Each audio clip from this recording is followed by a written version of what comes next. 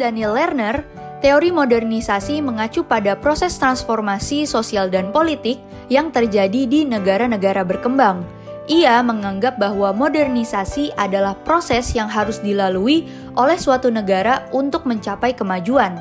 Lerner juga mengemukakan bahwa modernisasi dapat mempengaruhi mentalitas masyarakat, sehingga mereka menjadi lebih rasional dan kritis. Media sosial merupakan salah satu hasil dari proses modernisasi. Transformasi sosial politik yang terjadi dibarengi dengan kemudahan teknologi saat ini mengubah perilaku manusia. Budaya masyarakatnya berubah. Masyarakat bergantung akan media sosial. Menurut data dari Data Reportal, terdapat 167 juta masyarakat Indonesia yang merupakan pengguna media sosial di bulan Januari 2023. Data ini sama dengan 60,4% dari total penduduk Indonesia. Menurut data.ai, screen time masyarakat Indonesia merupakan yang paling banyak di dunia, sebanyak 5,7 jam. Artinya, masyarakat Indonesia sudah menganggap bahwa media sosial merupakan sebuah kebutuhan. Media sosial yang digunakan oleh masyarakat Indonesia ada banyak. Salah satunya yang sedang digemari adalah TikTok. Media sosial TikTok merupakan media sosial yang sering digunakan masyarakat. Bahkan menurut ByteDance, potensi jangkauan iklan TikTok di Indonesia meningkat sebesar 18 juta atau 19,4% antara awal tahun 2022 dan awal tahun 2023. TikTok merupakan contoh masyarakat Indonesia yang bergantung akan media sosial karena adanya proses modernisasi. Masyarakat membutuhkan TikTok untuk mencari informasi dan hiburan. Berbeda dengan beberapa tahun lalu, saat manusia mencari informasi melalui media cetak seperti koran atau media massa dan mencari hiburan melalui kegiatan fisik di luar rumah. Hal ini menunjukkan bahwa adanya modernisasi timbul kebutuhan yang menjadi kebiasaan masyarakat akan media sosial.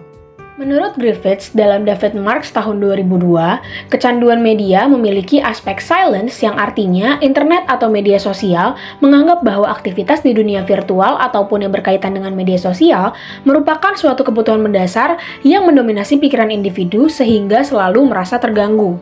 Dengan adanya kebutuhan bermedia sosial terutama TikTok, individu jadi terfokus kepada dunia virtual dan hal itu lambat laun menjadi hal yang dinormalisasikan dalam kehidupan sehari-hari.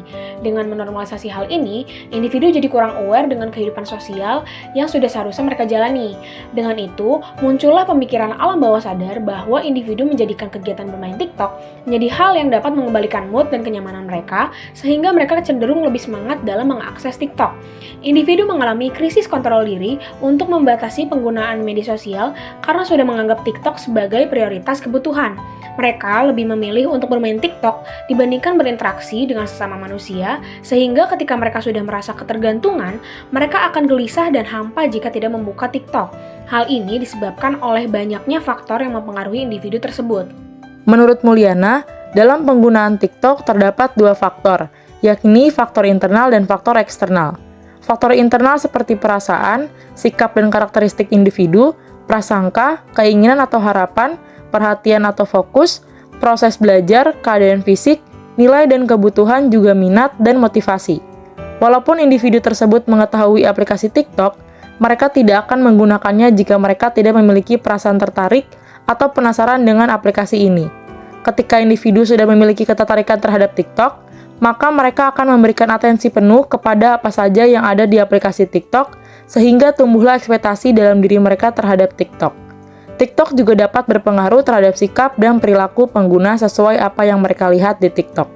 Sedangkan faktor eksternal, seperti latar belakang keluarga, informasi yang diperoleh, pengetahuan dan kebutuhan sekitar, intensitas, ukuran, berlawanan, hal-hal baru dan familiar, atau ketidakasingan suatu objek. Media sosial merupakan salah satu jenis dari media informasi.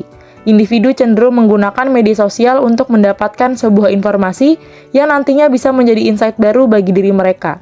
Namun, tidak jarang juga beberapa individu hanya menggunakan TikTok untuk memenuhi kesenangannya dan tidak menyerap baik-baik informasi apa yang sedang berusaha disampaikan.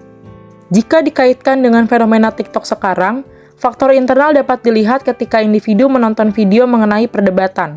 Individu yang ingin tahu lebih akan mencari informasi lainnya dengan melihat komentar dan bantuan pencarian. Dengan itu, individu akan semakin penasaran dan terbawa suasana dengan perdebatan yang ada. Perasaan itu bisa menjadi kesenangan atau kebencian yang berlebih.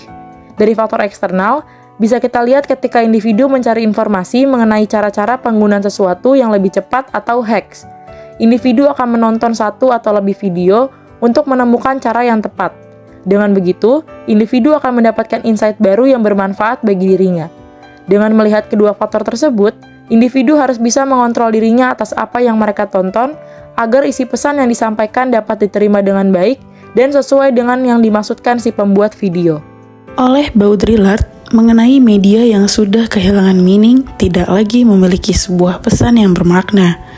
Dulu, media sebagai sarana dan medium untuk menyampaikan pesan, tetapi kini media telah menjadi pesan itu sendiri.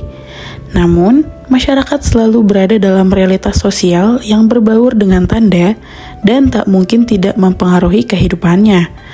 Masyarakat juga tidak mungkin bisa menghindari tanda-tanda tersebut. Kondisi seperti ini dinamakan dengan ekstasi komunikasi. Lalu, dengan pendapat Baudrillard bahwa media yang sudah kehilangan meaning tidak lagi memiliki sebuah pesan yang bermakna, sehingga seorang individu dalam melihat sesuatu hanya untuk memenuhi kesenangan saja tanpa melihat isi pesan yang sebenarnya. Sebagai contoh, seorang TikTokers yang sedang viral, yaitu Satria Mahathir, sedang ramai diperbincangkan, bahkan sampai diundang ke acara-acara besar yang berisikan anak muda-mudi. Padahal, jika dilihat faktanya, Satria Mahathir ini latar belakangnya adalah seorang yang penuh kontroversial, tetapi masyarakat mengabaikan hal itu. Menurut Kamus Oxford, post-truth adalah kata sifat yang didefinisikan sebagai berkaitan dengan atau menunjukkan keadaan di mana fakta objektif kurang berpengaruh dalam membentuk opini publik dibanding daya tarik emosional dan kepercayaan pribadi. Di era post-truth, kebenaran tidak lagi disepakati dan diterima secara umum karena masyarakat seringkali lebih memilih mengabaikan fakta-fakta objektif.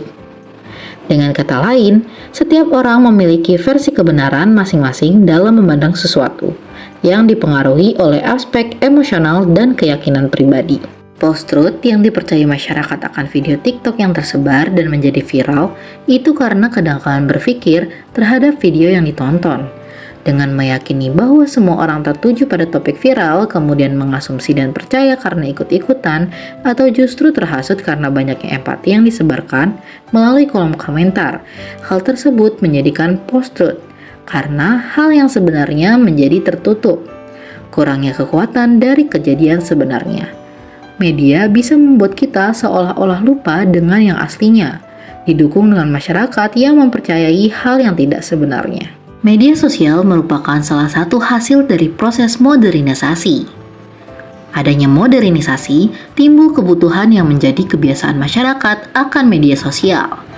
Media sosial merupakan suatu kebutuhan mendasar mendominasi pikiran individu sehingga selalu merasa terganggu dan merasa kecanduan media. Individu jadi terfokus kepada dunia virtual dan hal itu lambat laun menjadi hal yang dinormalisasikan dalam kehidupan sehari-hari. Penggunaan TikTok mempengaruhi faktor internal maupun eksternal. Dengan melihat kedua faktor tersebut, individu harus bisa mengontrol dirinya atas apa yang mereka tonton agar isi pesan yang disampaikan dapat diterima dengan baik. Terpengaruhnya dari beberapa faktor menimbulkan kedangkalan berpikir, yaitu ekstasi komunikasi. Dulu, media sebagai sarana dan medium untuk menyampaikan pesan. Namun, kini media telah menjadi pesan itu sendiri. Karena kedangkalan berpikir dan tidak bisa memilih dengan baik apakah hal tersebut benar atau salah, ini bisa menjadi post-truth, di mana kita bisa mudah lebih percaya pada suatu hal yang tidak benar dan melupakan arti dari kebenaran sesungguhnya.